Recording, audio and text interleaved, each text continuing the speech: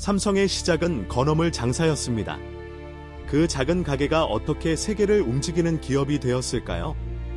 이병철, 그의 이야기를 시작합니다.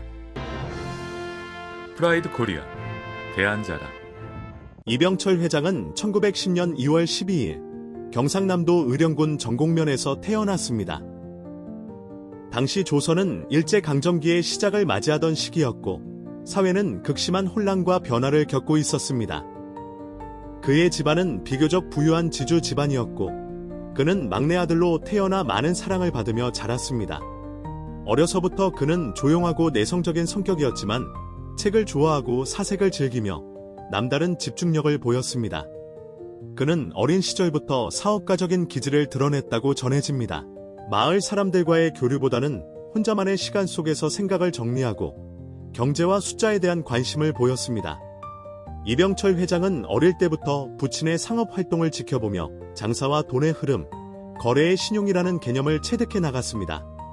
이병철은 일본 와세다 대학교 정치경제학과에 진학하면서 본격적으로 경제와 경영에 대한 시야를 넓혀갔습니다.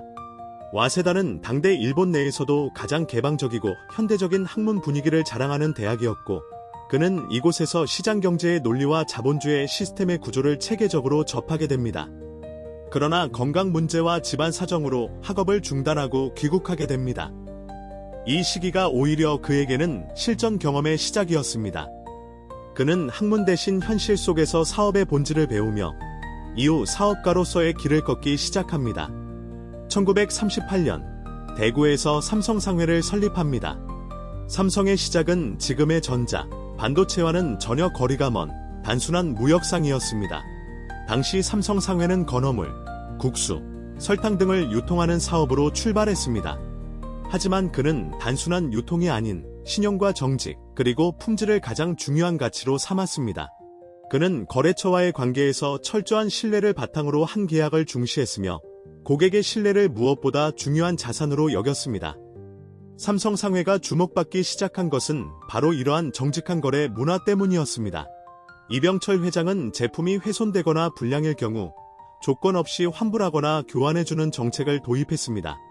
당시는 소비자 보호라는 개념이 존재하지 않던 시절이었지만 그는 이미 고객의 신뢰가 기업의 생명이라는 철학을 갖고 있었던 것입니다. 삼성상회는 빠르게 신용을 얻었고 이를 바탕으로 점차 거래처를 늘려갔습니다. 이병철 회장의 사업 철학은 단순한 이윤 추구가 아니었습니다. 그는 기업이 사회에 책임을 져야 하며 직원과 고객, 사회 전체와의 조화로운 관계 속에서 성장해야 한다고 믿었습니다. 그는 기업이 존재하는 이유를 이익이 아닌 존재의 가치와 사명에서 찾았습니다. 이는 이후 삼성이 한국 사회에서 큰 신뢰를 얻게 되는 기반이 되었습니다. 하지만 그의 길은 순탄하지만은 않았습니다. 1950년 한국전쟁이 발발하며 대한민국 전체가 큰 혼란에 빠졌고 삼성 또한 위기를 맞습니다. 많은 기업들이 문을 닫고 사업이 무너지는 상황에서도 이병철 회장은 포기하지 않았습니다. 오히려 그는 전쟁 이후의 재건을 위한 준비를 시작했고 서울로 본사를 이전하며 본격적인 재도약의 기회를 모색합니다. 전쟁 이후의 혼란기 속에서도 그는 정미소, 제당업, 섬유업 등 다양한 사업에 도전합니다. 이 시기에 설립된 제일제당과 제일모직은 이후 삼성의 핵심 계열사로 성장하게 됩니다. 제일제당은 한국인의 식생활에 큰 영향을 끼친 기업이 되었고 제일모직은 섬유산업을 선도하며 국내 산업화의 기초를 닦았습니다. 그는 사업 다각화를 통해 외부 충격에 강한 기업 구조를 만들어가고 있었고 그 기반 위에 오늘날의 삼성그룹이 자리 잡게 됩니다. 그리고 마침내 1969년 이병철 회장은 전자산업에 도전장을 던집니다. 이는 당시 한국 기업으로서는 매우 도전적인 일이었습니다. 전자기기는 일본과 미국 등 선진국의 전유물로 여겨졌고 기술력과 자본이 턱없이 부족한 한국에서는 불가능하다는 평가가 지배적이었습니다. 하지만 그는 그만큼 전자산업이 가질 수 있는 잠재력과 국가 경제에 끼칠 긍정적인 영향을 누구보다도 잘 알고 있었습니다. 그는 전자산업이 한국의 미래 성장 동력이 될 것임을 확신했고 삼성전자를 설립합니다. 초기에는 흑백 TV를 시작으로 라디오, 세탁기 등 생활가전부터 생산을 시작했지만 그의 시선은 언제나 더 멀리 있었습니다. 그는 해외 선진 기업들과의 기술 제휴를 통해 기술력을 끌어올리고 꾸준한 연구개발을 통해 독자적인 기술을 확보하기 위해 노력했습니다. 그 결과 삼성전자는 1970에서 80년대를 거치며 국내 전자업계의 선두주자가 되었고, 이후 1990년대에는 반도체 산업에 집중 투자하며 글로벌 IT 시장의 핵심 기업으로 성장합니다. 오늘날 삼성전자는 메모리 반도체 분야에서 세계 1위를 차지하고 있으며 스마트폰 시장에서도 애플과 경쟁하는 세계적인 기업이 되었습니다. 이병철 회장은 단순히 회사를 키운 것이 아니라 한국 사회 전반에 깊은 영향을 미쳤습니다. 그는 인재제일주의를 내세워 인재 양성을 위한 다양한 투자와 교육을 아끼지 않았습니다. 삼성그룹 내 장학제도, 인재개발원, 기술연구소 등은 그의 철학이 고스란히 반영된 결과였습니다. 그는 단지 자본만이 기업을 지탱하는 것이 아니라 사람과 문화, 철학이 기업의 진짜 기반이 된다고 보았습니다. 그는 생전의 기업가로서 뿐 아니라 철학자로서도 많은 메시지를 남겼습니다. 그의 대표적인 어록 중 하나는 다음과 같습니다. 기업은 사람을 키우는 데서 출발해야 하며 사람이 곧 기업의 미래를 만든다. 그는 또한 기업의 사회적 책임을 강조하며 사회 공헌활동과 공정한 경쟁, 윤리 경영을 끊임없이 주문했습니다.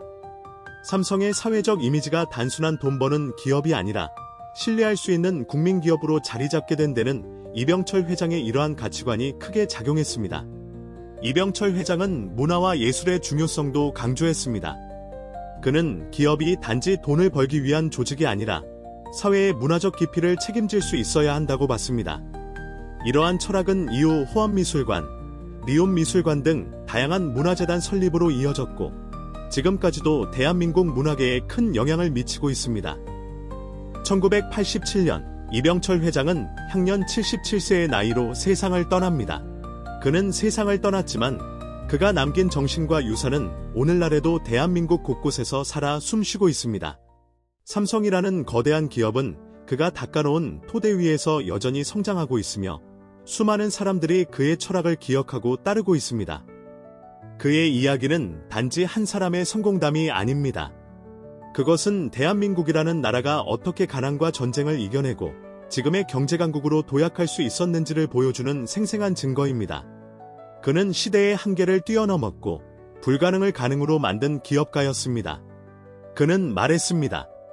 기회는 준비된 자에게 온다. 그리고 그 기회를 놓치지 않으려면 끝없이 생각하고 끝없이 실천해야 한다.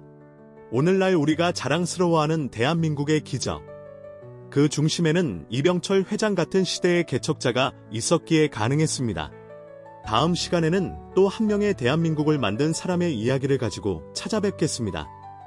구독과 좋아요는 영상을 만드는 데 큰 힘이 됩니다. 지금까지 시청해주셔서 감사합니다.